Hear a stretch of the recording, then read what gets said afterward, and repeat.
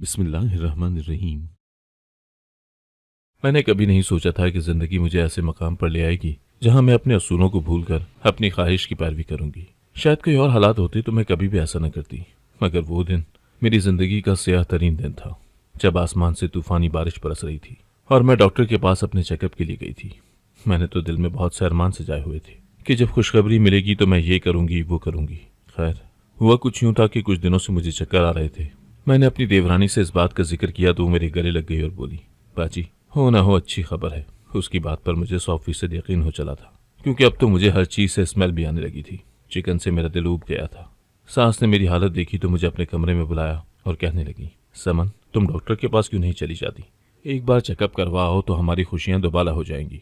क्योंकि मेरी देवरानी भी उम्मीद से थी, मैंने अपनी सास की बात मान ली और डॉक्टर के पास जा पहुंची थी। लेडी डॉक्टर ने मेरा मुआयना किया तो वो कुछ परेशान सी हो गई थी। उसके माथे पर पड़ने वाले पल और आंखों में उतरती गहरी सोच ने मुझे परेशानी में मुब्तला कर दिया था। मैं बोली, डॉक्टर साहिबा, क्या बात है? वो बोली, तुम नर्स हो ना? तुमने मुझे थोड़ी देर पहले ही बताया था। मैंने इस बात में सर हिला दिया और बोली, मैं गायनी वार्ड में होती हूँ। डॉक्टर कहने लगी, इधर आओ, ये अपनी रिपोर्ट्स का खुद मुआयना करो और मुझे बताओ तुम्हें क्या समझ में आया है। मैंने रिपोर्ट्स देखी तो मुझे ठंडे पसीने आने लगे थे। मैं बोली, डॉक्टर साहिबा, मुझे कुछ भी समझ नहीं आ रहा। आप मुझे सब कुछ खुलकर बताएं। आप ये बात थोड़ी देर के लिए भूल जाएं कि मैं भी एक नर्स हूँ। डॉक्टर कहने लगी, मुझे अफसोस के साथ कहना पड़ रहा है कि तुम माँ नहीं बन सकती। अल्लाह ने तुम में ये सलाहियत ही नहीं रखी। अगर तुम इलाज करवाओगी तो भी इसका कोई फायदा नहीं होगा। मेरी आंखों से आंसू आ गए थे। तब डॉक्टर कहने लगी, परेशान होने की जरूरत नहीं है। क्या हुआ अगर तुम औलाद पैदा नहीं कर सकती? तुम किसी की औलाद पाल तो सकती हो ना। इस दुनिया में बहुत से ऐसे बच्चे हैं जिनको वालिदैन की मोहब्बत की जरूरत है। तुम किसी को अडॉप्ट कर लेना, तुम्हारी ममता की भी तस्कीन हो जाएगी और सवाब भी मिल जाएगा। मैं जबरी मुस्कुराकर अस्पताल से निकल आई थी। आसमान से तड़ातड़ बारिश बरस रही थी। मुझे किसी चीज की भी कोई परवाह नहीं थी। मेरा पूरा वजूद भीग रहा था, मगर फिर भी ऐसा महसूस हो रहा था जैसे मेरे अंदर आग लगी हुई है। मैं घर जाने के बजाय एक सड़क पर बैठकर फूट फूट कर रोने लगी थी। मैं अल्लाह से सवाल करने लगी थी कि या अल्लाह, आपने मुझे ही इतनी बड़ी आजमाइश से क्यों गुजारा? आखिर मैं ही क्यों? मेरे साथ ही ऐसा क्यों होना था? मेरी शादी को 2 बरस हो चुके थे। मेरा शौहर शौकत शादी के 2 माह मेरे साथ रहा था और फिर वापस सऊदीया चला गया था। वहाँ पर उसकी जॉब बहुत अच्छी थी, इसलिए मेरे लाख मना करने के बावजूद भी वो नहीं रुका था। मैं तो शौकत के जाने के बाद बिल्कुल बावली हो गई थी, क्योंकि मेरा शौहर एक बहुत ही अच्छा इंसान था। उसने मेरे साथ जो 2 माह गुजारे थे, मुझे अपना असीर बना लिया था। शौकत के जाने के बाद मैंने घर के कामों में खुद को मसरूफ कर लिया था। सास की भी खूब खिदमत किया करती थी, इसीलिए वो भी मेरे साथ बहुत ज़्यादा प्यार करने लगी थी। मेरा देवर भी घर पर होता था और वो भी मेरी अच्छाई का मुतारिफ था। वो अक्सर फ़ोन पर अपने भाई के सामने मेरी तारीफ़ किया करता था कि मैंने आज तक भाभी में कोई बुराई नहीं देखी। कभी उन्होंने अम्मी के साथ कोई बदतमीजी नहीं की। मेरी जब अच्छी रिपोर्ट शौकत तक पहुंचती तो वो बहुत ज़्यादा खुश हो जाता था और कहता था कि जब जब मुझे तुम्हारे बारे में अच्छी बात पता चलती है, मेरा सेरों खून बढ़ जाता है। शादी के पहले 1.5 साल तो मुझ पर बहुत भारी गुजरे थे, मगर फिर मेरी सास ने मेरे देवर के लिए लड़की ढूंढना शुरू कर दी थी। मैं अब खुश खुश रहने लगी थी कि चलो घर में कोई लड़की आ जाएगी तो मेरी उसके साथ खूब दोस्ती हो जाएगी, मेरा भी दिल लग जाएगा। मेरी सास चांद सी बहू ढूंढना चाहती थी, इसीलिए अमल 5 महीनों पर मोहित हो गया। अब तो मैंने हिम्मत ही हार दी थी। मुझे यही लगने लगा था कि मेरी सास को कोई लड़की पसंद ही नहीं आनी, और तब कहीं जाकर उन्होंने एक लड़की को ओके कर दिया था। मैं बेइंतहा खुश हो गई थी। मेरी सास ने लड़की की तस्वीर दिखाई और बोली, ये कैसी है? वो लड़की बिलाशुबा प्यारी थी, मगर ऐसी भी हसीन नहीं थी जो मेरी सास जैसी औरत को पसंद आ जाती, जिसने कई लड़कियों को रिजेक्ट कर दिया था। मेरी सास कहने लगी, अब तो आखिरी फैसला कामरान का ही होगा। अगर उसने हामी भर दी तो हम जल्द अज जल्द शबाना को ब्याह कर इस घर में ले आएंगे। मेरे देवर ने जैसे ही लड़की की तस्वीर देखी, उसने शादी के लिए फौरी तौर पर रजामंदी जाहिर कर दी थी और मुझे अपने देवर की ये उजलत देखकर हंसी आ गई थी। शायद वो बेचारा डर रहा था कि अगर मैंने लड़की में कोई नुक्स निकाल दिया तो उसकी शादी 5-6 माह और दूर जा पड़ेगी। अब मेरी सास ने रिश्ता फाइनल कर दिया था। शादी की डेट भी फिक्स हो गई थी और घर में तैयारियां भी होने लगी थी। अब मुझे मौका मिल गया था कि मैं शौकत को पाकिस्तान आने के लिए मजबूर कर सकती। मैंने शौकत से कहा कि अब तो आपके छोटे भाई की शादी है, आपको तो पाकिस्तान आना ही पड़ेगा। शौकत ने ठंडी आह भरी और बोला, हाय, हमारी किस्मत में कहाँ है वतन का सुख। मुझे उनकी ये बात अच्छी नहीं लगी थी। मैं बोली, आप ऐसा क्यों कह रहे हैं? शौकत कहने लगा, मैं कामरान की शादी पर नहीं आ सकता। अगर मैं आ गया तो शादी का खर्च कौन उठाएगा? मुझे यहाँ रहकर दिन रात मेहनत करना है और आप लोगों को पैसे भेजने हैं, ताकि शादी में किसी किस्म की कोई कसर बाकी न रह जाए। तुम भी अच्छे अच्छे कपड़े बनाना, सबको पता चलना चाहिए कि ये शौकत की बीवी है। मैं गुस्से से बोली, शौकत, आपको गए हुए पूरे 2 साल बीत गए। मैंने यह अरसा बड़ी मुश्किल से गुजारा है। आपको इस बात का इल्म होना चाहिए कि एक नई नवेली दुल्हन को अपने शौहर के साथ की कितनी ज़रूरत होती है। इन 2 सालों में 4 ईदें आई हैं। मैंने ये ईदें आपके बगैर कैसे गुजारी हैं, आप अंदाज़ा भी नहीं कर सकते। मैं भी इंसान हूँ, मुझे भी आपकी ज़रूरत है। अब मैं कोई बहाना नहीं सुनूंगी। आपको हर हाल में पाकिस्तान आना पड़ेगा, शौकत कहने लगा। बच्चों की तरह जिद मत करो, मेरी मजबूरी को समझो। मैंने भी कह दिया कि मुझे कुछ नहीं समझना। मेरी बातों पर शौकत को गुस्सा आ गया और उसने लड़ झगड़ कर फोन बंद कर दिया था। मैं अब हर वक्त उदास रहने लगी थी। सारा सारा दिन अपने कमरे में ही रहती। मेरी सास कहने लगी, बहू, पहले तो तुम्हें शादी की बहुत जल्दी थी, अब अचानक से तुम्हें क्या हो गया है? मैं अपनी सास के गले लगकर रोने लगी थी। मैं बोली, मेरी और शौकत की लड़ाई हो गई है। मैंने वजह जानबूझकर नहीं बताई थी, क्योंकि फिर वो मुझे समझाने बैठ जाती कि अगर शौकत आ गया तो शादी पर खर्च कौन करेगा। खैर, मेरी सास कहने लगी, इसमें परेशानी की क्या बात है, मैं अभी फोन करके शौकत को समझाती हूँ। मेरी सास ने अपना वादा पूरा कर दिया था। तकरीबन 1 घंटे बाद ही शौकत का फोन आ गया था। उसने अपने रवैये के लिए मुझसे माजरत की और कहने लगा, सुमन, तुम मेरी बीवी हो, तुम तो मेरी मजबूरी को समझा करो। मैं बोली, शौकत, मुझे तो लगा था कि मेरी शादी एक इंसान से हो रही है, मगर आप तो एक पैसे कमाने वाली मशीन निकले। अगर आप 2 साल बाद भी पाकिस्तान नहीं आ सकते तो फिर मुझे आज़ाद कर दे, मैं अपने वालिदैन के घर वापस चली जाऊंगी। शौकत को शायद मुझसे ऐसी बात की तवक्को नहीं थी। वो तो चंद मिनट गंग ही रहा था, फिर कहने लगा, ठीक है सुमन, मैं पाकिस्तान आ जाता हूँ, मगर आज के बाद अगर तुमने ऐसी कोई बात की तो मैं तुम्हें माफ़ नहीं करूंगा। शौकत की बात सुनकर तो मेरे पैर ही जमीन पर नहीं लग रहे थे। मुझे लग रहा था कि मैं 7वें आसमान पर हूँ। मैं पूरी दिलजमी के साथ अपनी सास के साथ शादी की तैयारियां करवाने लगी थी। शादी से 1 हफ्ता कबल शौकत भी आ गया था। हम दोनों मियाँ बीवी 2 साल बाद मिल रहे थे। ऐसा ही लग रहा था जैसे हमारी नई नई शादी हुई हो। मैं खूब बन ठन कर रहा करती थी और शौकत भी मुझ पर वारी सदके जाता था। अब हम दोनों सारा वक्त एक दूसरे के साथ गुजारते थे। एक भी लम्हे के लिए एक दूसरे से दूर नहीं रहा जाता था। शादी की तकरीबात शुरू हो चुकी थी और अब तो शादी का भी मजा दोबाला हो गया था। मैं जो भी लिबास पहनती शौकत मेरी बहुत तारीफ किया करता था। और फिर वो दिन भी आ गया जब शबाना ब्याह कर हमारे घर आ गई थी। सभी बहुत खुश थे। मैं अपनी देवरानी का बहुत ख्याल रखा करती थी। मेरी देवरानी भी मुझसे खुश थी। खैर, शौकत को इस बार भी 2 माह की ही छुट्टी मिली थी। वक्त तेजी से गुजरता चला जा रहा था। मैंने शौकत की मिन्नत समाजित करना शुरू कर दी थी कि आप अपनी छुट्टी बढ़ा ले। शौकत बोला कि काश मैं ऐसा कर सकता, मगर मैं मजबूर हूँ। फिर शौकत ने मुझे इस बात की यकीन दहानी कराई कि वो बहुत जल्द मुझे अपने पास सऊदीया बुला लेगा।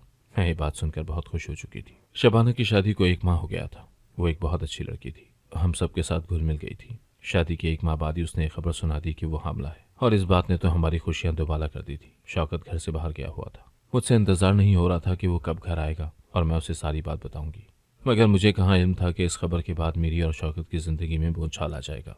हुआ कुछ यूं कि शौकत शाम गए जब घर लौटा तो मैं उससे बोली, मैं आपको एक खुशखबरी सुनाना चाहती हूँ। शौकत कहने लगा, वो क्या? मैं बोली, आप ताया बनने वाले हैं। मेरी बात सुनकर शौकत के चेहरे की रंगत मुतगय्यर हो गई थी। वो चंद लम्हे मेरे चेहरे को बहुत गौर से देखता रहा था और फिर कुछ भी कहे बिना उठकर कमरे से बाहर निकल गया था। मुझे शौकत के ये रद्द-ए-अमल कुछ समझ में नहीं आया था, मगर फिर जैसे जैसे दिन गुजरते गए हर चीज मुझे समझ में आने लगी थी। शौकत ने जब से सुना था कि उसका छोटा भाई बाप बनने वाला है, शौकत मुझसे कटा कटा रहने लगा था। हम दोनों में जो मोहब्बत थी वो अब उसकी जानिब से खत्म हो गई थी। मैं उससे कोई भी बात करती तो वो मुझे काट खाने को दौड़ता था और मैं ये सारी सूरत हाल देखकर बहुत परेशान हो गई थी। एक दिन मैंने शौकत से भी कह दिया था कि मुझे इल्म है कि आपका रवैया मेरे साथ फ़कत इसीलिए बदला है क्योंकि मैं आपको अभी तक औलाद की खुशखबरी नहीं दे सकी।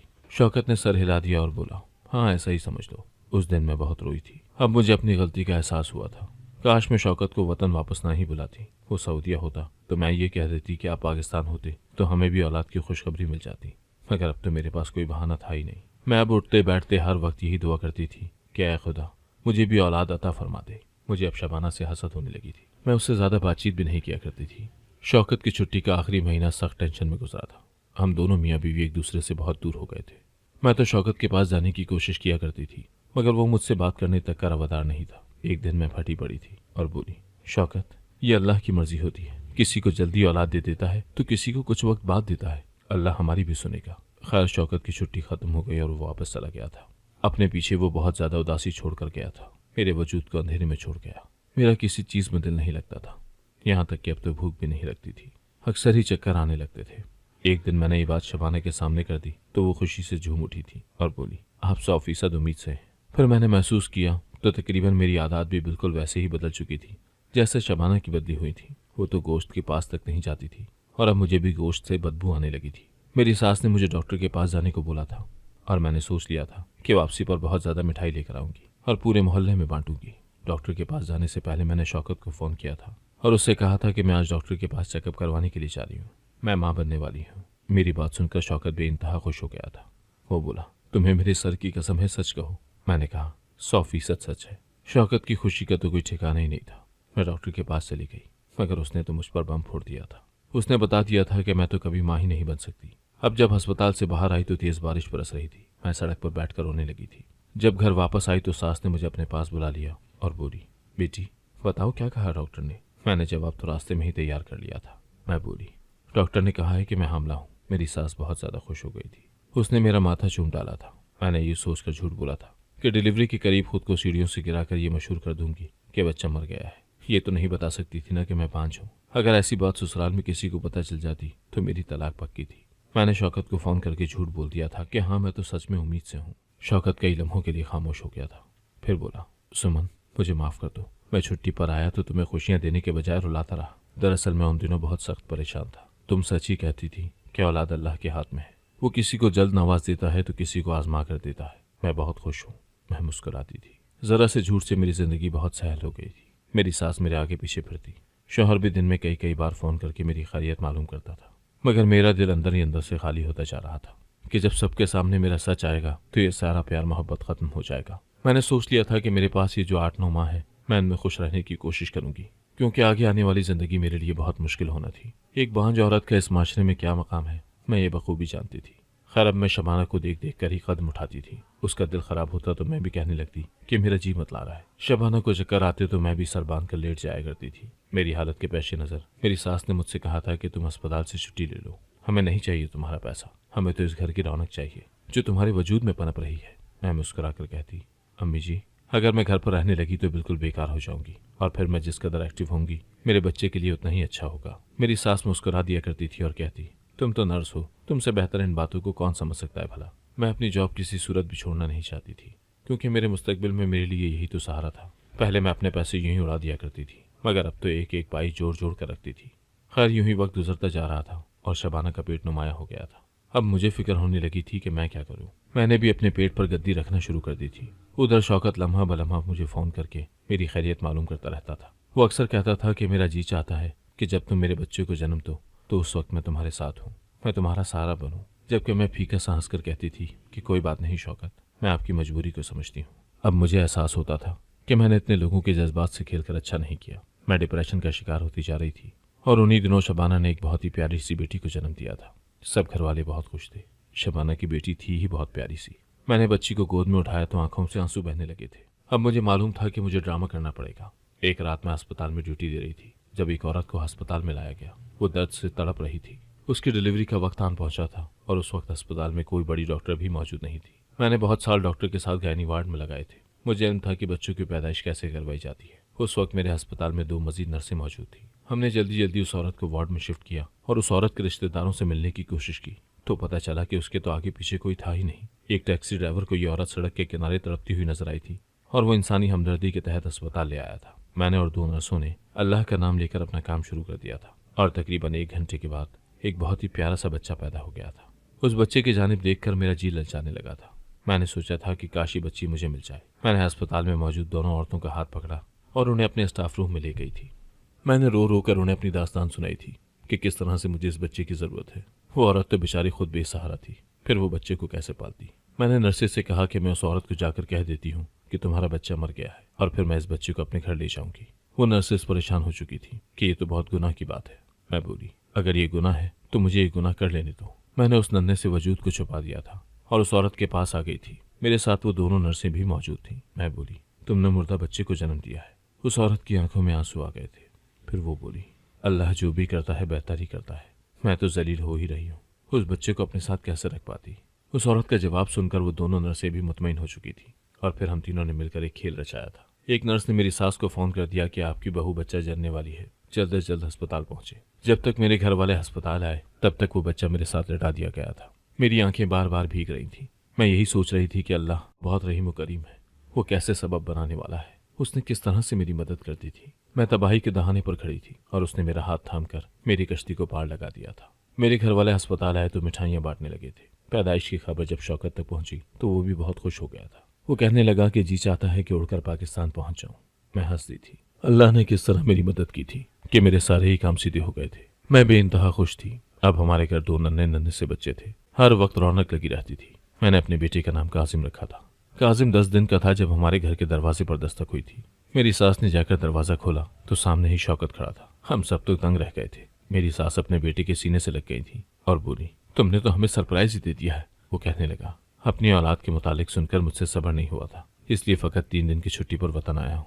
उसके बाद वापस चला जाऊँगा। शौकत के आने की खुशी तो हुई थी, मगर उसके जाने का गम मुझे बहुत ज़्यादा महसूस हुआ था। शौकत ने बच्चे को देखा तो वो बहुत खुश हुआ, उसको चूमने लगा। 2 दिन तो बहुत अच्छे गुजर गए थे, मगर जिस दिन शौकत ने वापस जाना था उस दिन एक अजीब सा वाक़या रूनुमा हुआ था। मैंने काजिम को नहलाया था और फिर कमरे में ही ले आई थी। उसको साफ कपड़े पहना रही थी जब शौकत की नज़र काजिम की टांग के निशान पर पड़ी थी। वो चौंक गया था। उसने आगे बढ़कर काजिम की टांग पकड़ ली थी और फिर मेरी आंखों में आंखें डालकर बोला कि ये क्या है। मैं चुप कर गई थी। तब शौकत कहने लगा, ये बच्चा किसी को दे दो सुमन। मैं हक्का बक्का सी बैठी अपनी शौहर की जानिब देखने लगी थी। मैं बोली, आप पाकिस्तान इसलिए आए थे कि मुझे ये मशवरा दें कि मैं अपने लिखते जिगर को फेंकाऊं? आप कैसे कठोर दिल बाप हैं। शौकत मेरी बात सुनकर फूट फूट कर रोने लगा था। वो बोला, मैं इस दुनिया का सबसे बुरा बाप हूँ, सबसे गंदा शौहर हूँ। तुम मुझे माफ कर देना, मगर इस बच्चे को यहाँ से ले जाओ। अगर ये 3 दिन इस घर में रहा तो गजब हो जाएगा। मैं बोली, शौकत, अगर कयामत भी आ जाए तब भी मैं अपना बच्चा किसी को ना दूं। शौकत परेशान था और फिर वो इसी परेशानी में वापस चला गया था। एक बच्चा जो मुझे इस कदर मुश्किल से मिला था, भला मैं उसे कैसे जाने दे सकती थी। मैंने सोच लिया था कि अगर शौकत मुझे इस बच्चे की वजह से छोड़ना चाहेगा तो भी मैं अपनी बात पर डटी रहूंगी। शौकत का घर छोड़कर अपने घर चली जाऊंगी, मगर अपने काजिम को खुद से जुदा नहीं करूंगी। साथ ही साथ मुझे इस बात की भी फिक्र थी कि आखिर शौकत ने ऐसी बात क्यों कही थी। 3 दिन बाद कैसा गजब होना था भला। उन्हीं सोचों में ये दिन भी गुजर गए। असल क़यामत तो मुझ पर तीसरे दिन टूटी थी। जब मैं अपने कमरे में गई तो मेरे मोबाइल पर एक अनजान नंबर से कॉल आ रही थी। मैंने कॉल अटेंड की तो आगे से एक जराना आवाज़ सुनने को मिली थी। वो कहने लगी, सुमन, मैं रफ़िया बात कर रही हूँ। आप मुझे नहीं जानती, मगर मैं आपको बहुत अच्छे तरीके से जानती हूँ। मैं अपना तारुफ करवा दूँ। आपको याद ही होगा, चंद हफ्ते पहले एक बेयारो मददगार औरत आपके अस्पताल में बच्चा जनने के लिए आई थी। आपने उससे कहा था कि तुम्हारा बच्चा मर गया है, मगर मैं जानती थी कि मेरा बच्चा जिंदा है और अब वो महफूज हाथों में है। मेरा बच्चा अपने बाप के घर चला गया था, उसका बहुत ख्याल रखिएगा। ये एक मजबूर माँ की गुजारिश है आपसे। उसने इतना कहकर फोन बंद कर दिया था। मैं हक्का बक्का सी रह गई थी। मैंने उस नंबर को डायल किया मगर वो तो बंद जा रहा था। मैं सारा दिन कोशिश करती रही मगर कोई कामयाबी हासिल नहीं हुई थी। मैंने अपने शौहर को फोन किया और बोली, शौकत, मुझे बताएं कि आपने मुझसे ये क्यों कहा कि अपना बच्चा किसी को दे दो। शौकत की आवाज़ भर आ गई थी। वो कहने लगा, सुमन, मैं तुम्हारा मुजरिम हूँ। दरअसल मैं अपने घर वालों से दूर बैरून मुल्क मुलाजमत करता था तो मैं यहाँ बहुत उदास रहने लगा था। तुम्हारी याद भी बहुत आती थी। इसका हल मेरे दोस्त ने मुझे बताया कि तुम किसी अनजान नंबर पर लड़की से दोस्ती कर लो। मैं बोला कि मैंने तो ये काम शादी से पहले भी नहीं किया, अब कैसे कर सकता हूँ। तो वो कहने लगा, दिल लगाने के लिए कुछ न कुछ तो करना ही पड़ेगा। और यूं मैंने राफिया नामी लड़की के साथ दोस्ती कर ली थी। जब पाकिस्तान वापस आया तो उसने मुझे बताए बगैर एक बहुत ही बड़ा कदम उठा लिया था। वो मेरे लिए अपने घर से भाग आई थी। मजबूरन मुझे उससे शादी करना पड़ी थी। सुमन में बहुत परेशान रहने लगा था। उन्हीं दिनों हमें पता चला कि शबाना माँ बनने वाली है। तुम यही समझी कि मेरे बदले हुए रवैये की वजह शायद यही है कि तुम मुझे औलाद नहीं दे पाई थी, जबकि हकीकत तो ये थी कि मैं अंदर ही अंदर हर रोज मरता था। और फिर एक दिन मुझे राफिया ने यह खबर सुनाई कि वो माँ बनने वाली है। मैंने उसे तलाक दे दी। कहा कि तुम जहां से वापस आई हो वहीं वापस लौट जाओ। मैं बहुत परेशान रहता था। इस तरह छुट्टी खत्म हो गई और मैं वापस आ गया। फिर तुमने माँ बनने की खबर सुनाई तो बहुत खुशी हुई थी। जब मैं वापस आया तो अपने बच्चे को देखकर हैरान रह गया था कि उसकी टांग पर तो बिल्कुल वैसा ही निशान था जैसे राफिया की टांग पर था। मैंने अपने जराये से मालूमात करवाई तो पता चला कि राफिया ने तुम्हारे अस्पताल में बच्चे को जन्म दिया था और तुम लोगों ने उससे कहा था कि वो बच्चा मर गया है। मैं एक लम्हे में सारी बात समझ गया था कि तुमने इस बच्चे को अपने पास रख लिया है। मैंने तुमसे गजब वाली बात भी इसीलिए की थी क्योंकि मुझे डर था कि अगर तुम्हें हकीकत का इल्म हो गया तो तुम मुझे छोड़ दोगी। मैं ये सब बातें सुनकर बहुत परेशान हो गई थी। मैं बोली, शौकत, राफिया का क्या बनेगा? वो कहने लगा, उसकी शादी कहीं और तय पा गई है। तब मैं बोली, शौकत, आपकी बातें सुनकर मेरा दिल चकनाचूर हो गया है, मगर मैं भी आपको एक बात बताना चाहती हूँ। दरअसल मैं बांझ हूँ, कभी माँ नहीं बन सकती। मैंने अपने हमल का नाटक किया था। मेरा शौहर चंद लम्हे खामोशी रहा था। फिर वो बोला, तुम मेरे कसूर को माफ कर दो, मैं तुम्हारे झूठ को माफ कर दूंगा। हम दोनों ने ऐसा ही किया था। शौकत कहने लगा, अल्लाह ने हमें एक बेटा दे दिया है और बच्चों की जरूरत नहीं है। मैं मुस्कुरा दी थी। शौकत ने अपना सर्दियों का काम छोड़ दिया था और अब वो वापस पाकिस्तान आ गया है। हम एक साथ रहते हैं, जिंदगी खुशगवार है। मगर मुझे आज भी राफिया की बद्दुआ से डर लगता है कि मेरे शौहर ने उसके साथ अच्छा नहीं किया था। अगर आपको आज की कहानी पसंद आई है तो वीडियो को जरूर लाइक कीजिएगा और अपने दोस्तों के साथ भी शेयर कीजिएगा। और हाँ, अगर आपने अभी तक हमारा चैनल सब्सक्राइब नहीं किया तो जरूर सब्सक्राइब करें। मिलते हैं कल एक नई और दिलचस्प कहानी के साथ। अल्लाह हाफिज।